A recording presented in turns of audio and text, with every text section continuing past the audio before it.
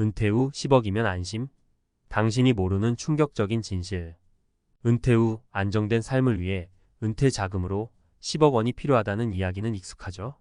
많은 사람들이 이 금액만 있으면 노후가 편안할 거라는 생각을 합니다. 하지만 10억 원의 목표에는 우리가 잘 모르는 불편한 진실들이 숨어 있습니다. 단순히 큰 금액이 준비됐다고 해서 무조건 행복한 노후가 보장되는 건 아니라는 점에서 오늘은 은퇴 후 노후 자금과 관련된 진실과 그 위험성을 살펴보겠습니다. 1. 물가 상승률과 은퇴 자금의 실질 가치 감소. 우리가 10억 원이라는 금액에 안심하기 쉽지만 앞으로의 물가 상승률을 고려했을 때 이 금액은 그리 오래 버티지 못할 가능성이 높습니다. 예를 들어 오늘날 10억 원의 가치는 10년 후에는 물가 상승으로 인해 실질적으로 그 절반 정도의 가치밖에 되지 않을 수도 있습니다. 사례 1. 김 씨는 20년간 열심히 모아 10억 원의 은퇴 자금을 준비했습니다.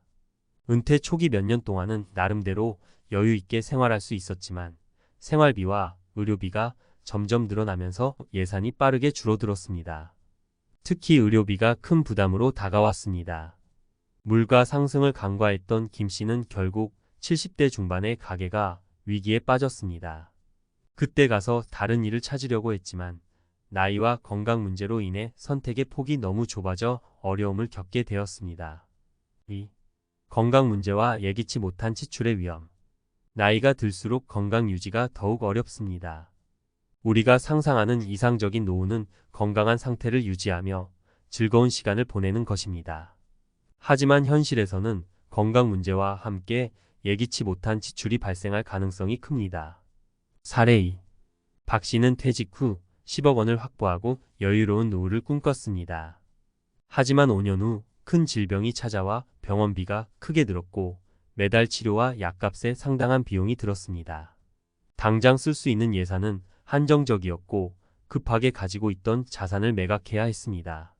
예상치 못한 건강 문제로 인해 은퇴 자금이 빠르게 고갈되는 경험을 하게 된 박 씨는 노후 준비의 불확실성을 뼈저리게 깨달았습니다. 3. 예상보다 긴 노후 기간과 유지비 증가. 현재 60대들은 평균 수명이 늘어나면서 은퇴 후에도 30년 이상의 긴 시간을 보낼 가능성이 큽니다. 이 기간 동안 기본 생활비뿐만 아니라 여가, 문화생활 또는 비상금으로 필요한 돈이 많습니다. 그러나 예상보다 오래 사는 경우 이 모든 지출을 충당할 수 있을지에 대한 계획이 필요합니다. 사례 3. 이 씨는 10억 원의 은퇴 자금을 마련해뒀지만 은퇴 후 20년이 지난 후에도 여전히 건강하게 생활하고 있었습니다. 문제는 계획했던 것보다 오래 사는 것이었고 은퇴 초기 생활비를 넉넉히 써왔던 그는 자금이 빠르게 줄어들고 있음을 발견하게 되었습니다. 이제는 더 아껴 써야 하는 상황에 놓였고 평생 돈 걱정 없이 살 수 있으리라 생각했던 그는 결국 80대에 들어서면서 경제적인 부담을 느끼기 시작했습니다. 이처럼 10억 원이라는 금액이 안심할 만한 노후 자금을 보장해 주지는 않습니다. 물가 상승과 건강 문제, 그리고 장수 리스크 등은 우리가 준비한 자금을 빠르게 소진시키는 요인들이 됩니다. 그러므로 단순히 금액에만 의존하지 않고 나에게 필요한 구체적인 재정 계획을 세우는 것이 필요합니다. 마지막으로 은퇴 준비는 큰 목표 금액을 마련하는 것에서 끝나는 것이 아니라 장기적인 계획과 변화하는 상황에 맞춘 유연한 관리가 필수적입니다. 전문가 칼럼 10억 원만으로는 불안한 노후, 진정한 재정 설계란 무엇일까? 앞서 살펴본 것처럼 은퇴 후 노후 자금을 10억 원으로 잡는 경우가 많지만 이 금액만으로는 예상치 못한 변수들을 모두 커버하기엔 한계가 있습니다.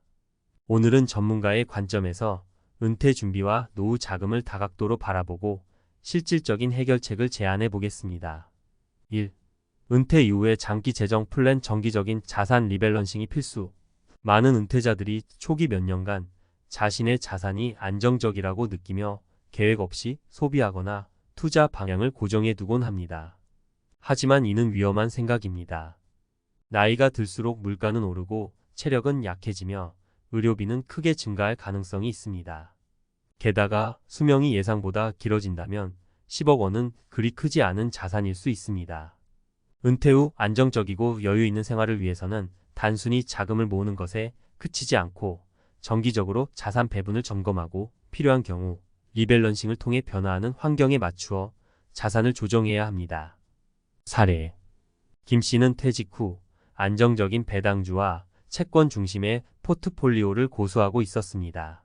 하지만 5년이 지난 시점에서 물가 상승과 예상치 못한 지출이 생기면서 수익률이 기대에 못 미쳤고 김 씨는 현금을 추가로 확보해야 하는 상황에 놓였습니다. 이때 전문가의 도움을 받아 자산 배분을 조정한 덕에 김 씨는 수익률을 회복할 수 있었고 장기적인 재정 안정성을 확보할 수 있었습니다. 2. 건강관리가 곧 자산관리 의료비 지출 대비 전략이 필요하다. 나이가 들수록 의료비 지출은 생각보다 큰 부담이 될 수 있습니다. 특히 은퇴 후에는 소득원이 제한적이기 때문에 갑작스러운 건강 문제는 재정 계획에 큰 타격을 줄 수 있습니다. 단순히 병원비나 약값뿐만 아니라 간병 비용까지 고려해야 하는 상황이 생길 수 있는데요. 많은 사람들이 의료비 대비 없이 은퇴 준비를 하고 있어 불필요한 지출을 막기 위한 예방과 대비책이 필요합니다.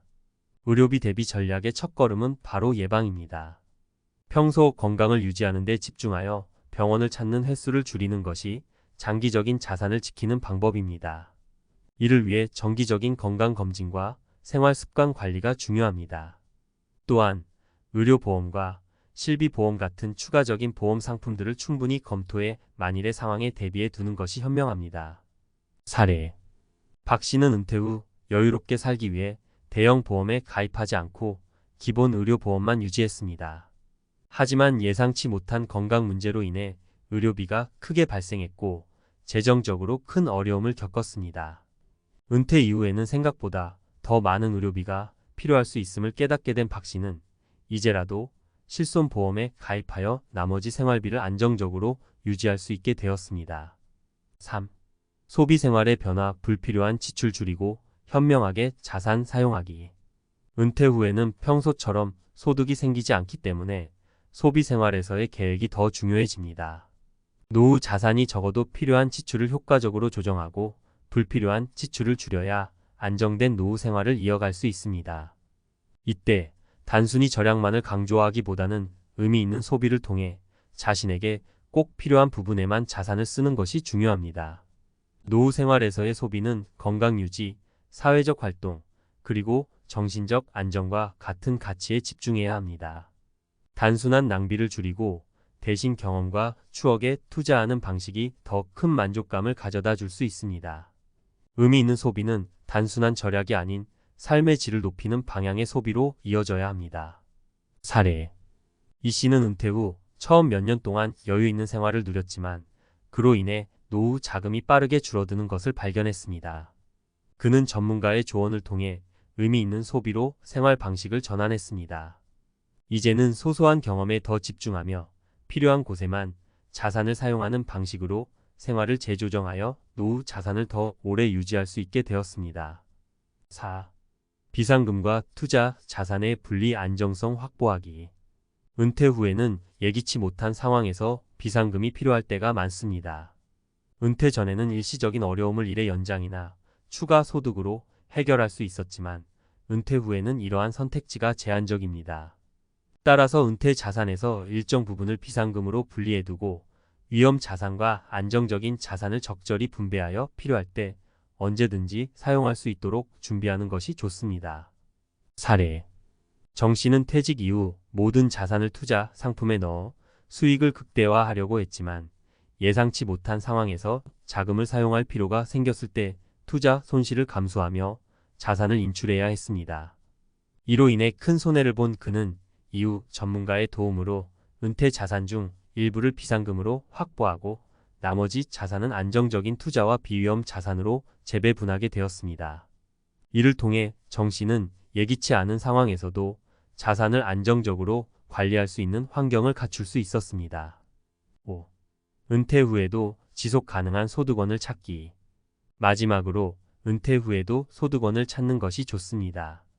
단순히 노동을 통한 소득원이 아니라 연금, 소규모 사업, 취미로부터 수익을 얻을 수 있는 방법 등을 다양하게 모색해야 합니다. 특히 현재 60대 이상의 세대는 평균 수명이 90세를 넘을 가능성이 높은 만큼 은퇴 후에도 일정 소득을 유지할 수 있는 플랜을 갖추는 것이 중요합니다. 사례: 김 씨는 은퇴 후에도 취미로 시작한 블로그 운영을 통해 소규모 광고 수익을 얻고 일정 소득을 꾸준히 창출하고 있습니다. 작은 소득이지만 이로 인해 자산에 대한 부담을 줄일 수 있었고 소소한 수입이 삶의 활력이 되는 경험을 하게 되었습니다. 이처럼 10억 원이라는 금액은 그 자체로는 의미 있는 노후 자산이 될 수 있습니다. 그러나 이를 단순한 목표로 삼기보다는 변화하는 환경에 맞춘 구체적이고 유연한 재정 계획이 필요합니다. 단순히 돈을 많이 모으는 것이 중요한 것이 아니라 그것을 어떻게 관리하고 어떻게 의미 있게 사용하는지가 노후의 삶의 질을 좌우하는 중요한 요소가 됩니다.